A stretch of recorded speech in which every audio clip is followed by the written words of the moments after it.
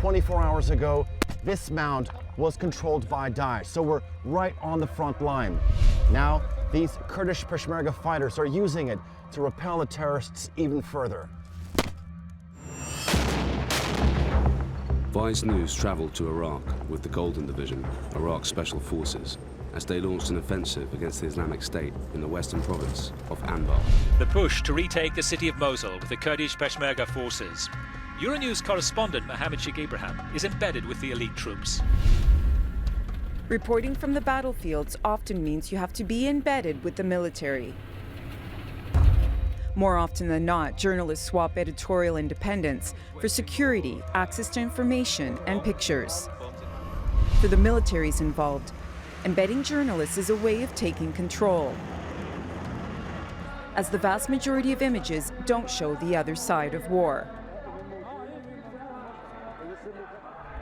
This country's first tentative The Gulf War in the early 90s ushered in a new era of reporting, as 24-hour news brought real-time video of battles into living rooms around the world for the first time. in this blood-soaked country.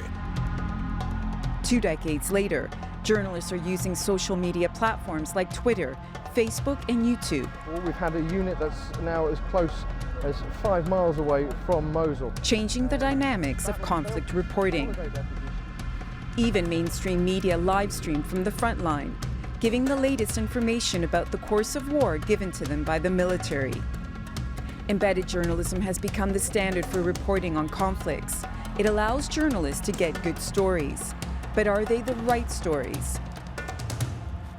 Christine Pirovolakis, The Newsmakers. Well, joining me now from Islamabad is Sultan Hali. He's a journalist and TV show host who previously served in the Pakistani Air Force.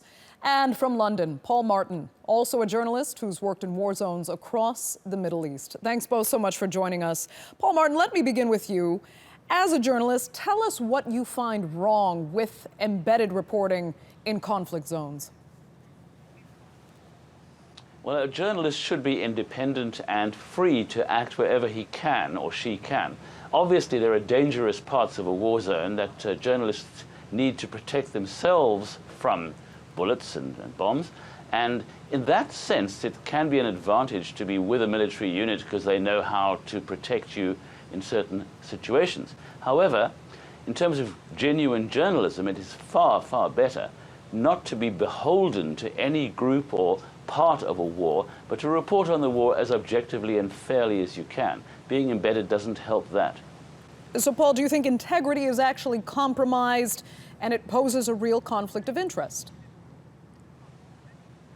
It does pose a conflict of interest. There can be excellent reporting as an embedded journalist. There are several examples of this which I've seen in my own career where people have come up with very good stories because they were embedded. For example, in Nasiriyah during the Iraq war, the American invasion of Iraq, there was very good reporting on the front lines from an embedded journalist, but there are also horrible examples of journalists becoming sucked in to the action that's going on. There was a woman journalist in that same war on a warship, American warship, who was saying, and, oh, good luck, boys, as they were taking off, and things like that. It is not the role of a journalist to look to be on one side or the other.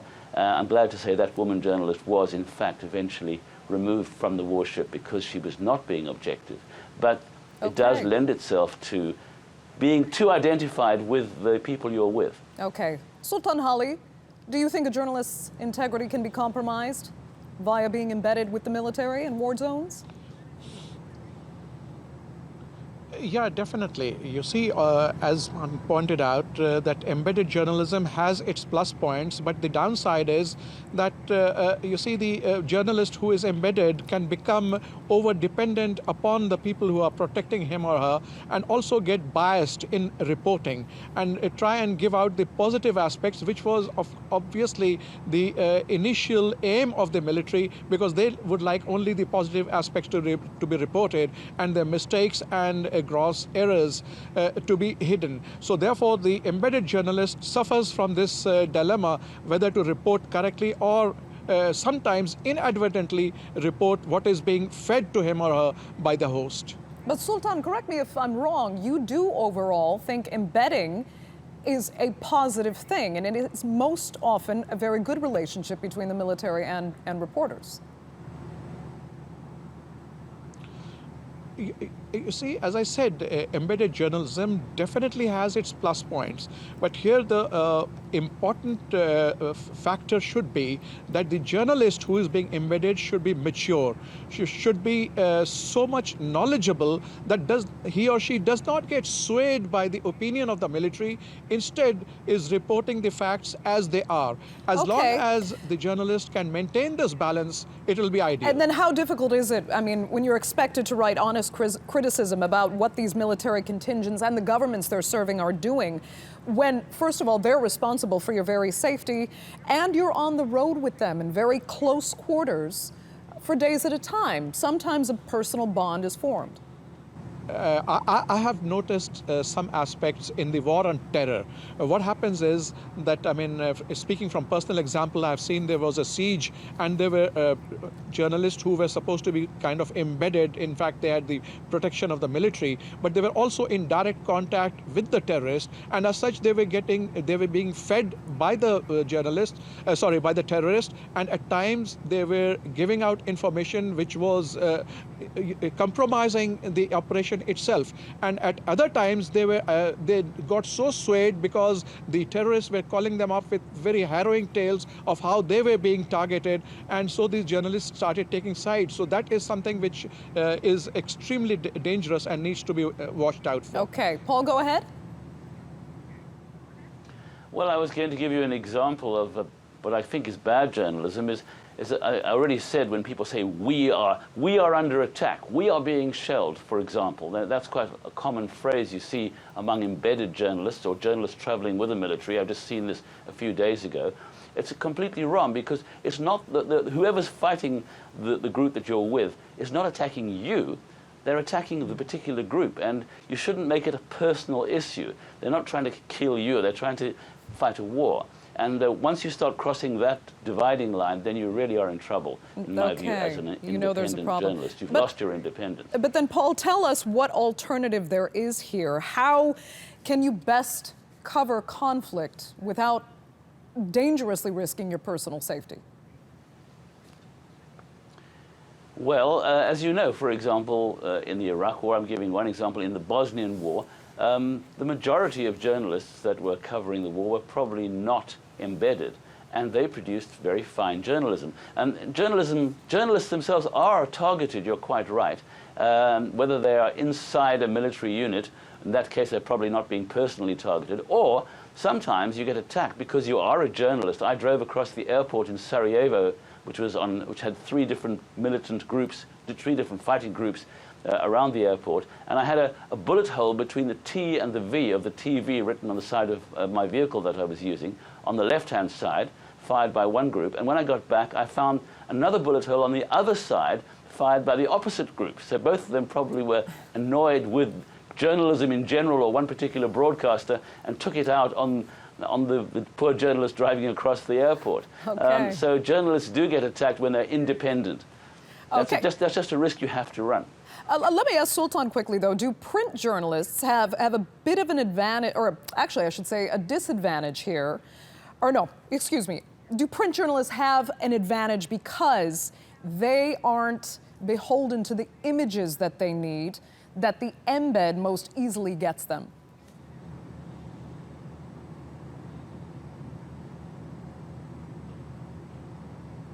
Sultan, go ahead. Are you asking me? Yes. Yeah, okay. Yeah, definitely the print journalist does have this advantage, but you see, the story cannot go out unless it is supported with images. And if you're not on the front scene, if you're not having visuals, or if you're not supported by images, then the story remains incomplete, and you'll probably not be able to report as objectively as is required of a true journalist. Okay, Paul, go ahead on that same topic. Do you feel you're at an advantage because you aren't beholden to the images that you get through the military? Well, that is true, that once you are with the military, you're getting literally the image they want you to see, whereas you can point your camera in different directions and go on different types of stories when you're independent, so you can choose more accurately the kind of stories and film what you need to film. However, of course, you can get closer to the action usually if you are embedded. On the other hand, you can get stuck. I had one friend of mine when I was covering the war in Iraq for a newspaper who was in an embedded situation, and her unit just got stuck in one particular part of Iraq, and she couldn't do anything for days and days and days while I was producing good stories. So it has some advantages and some disadvantages in terms of the actual images you can pick up and the access you can get. And in general, I'd far rather be able to film the kind of story that I see as it develops, as it changes, rather than be stuck with one particular unit. Okay, Sultan, just a final question for you. Coming from the military perspective yourself, give us a sense of what it means to be in the military and to have to cater to these journalists within your unit. Well, let me give you a quote from Lieutenant General Brady, who was the Director General of the Public Affairs for the U.S. forces during the Gulf War in 1991. And he said that the task of reporting on a war is too serious to be left to the journalist. The military must have a say. So having said that, I tend to agree that the military actually is very cautious. You see, surprise is one of the first principles of war, and the general or the commanding officer of a unit is very scared that the journalist may enable the enemy to lose, for the friendly forces to lose the element of surprise by letting out something which may be compromising the operation. So the military, that is why they like to have a control over the journalist. But having adopted the profession of journalism, I realize that the journalist is independent, doesn't like to be shackled by the military, and tends to, report independently. Now, having said that, let me bring it to a concluding point that actually the military and the media, they both need each other. The military has a story to tell, the media can tell it very well. And if the military can employ the media properly, it can actually become a force multiplier, and it can be a win-win situation for both sides. Okay, Sultan Ali, I'll give you the last word. Thanks so much for joining us there from say, Islamabad. Paul, go ahead, say what you were going to say. Oh, I was going to say, I just hate the idea of us being considered a force multiplier or a good, useful tool in the military armory. It is true that war has several fronts, not just the firing of artillery, but also how you portray it. But we must refuse to allow the armies of the world to use us as a form of warfare. We have to be their objective, fair, independent, and battle ourselves against the temptation to be sucked in by one side or the other.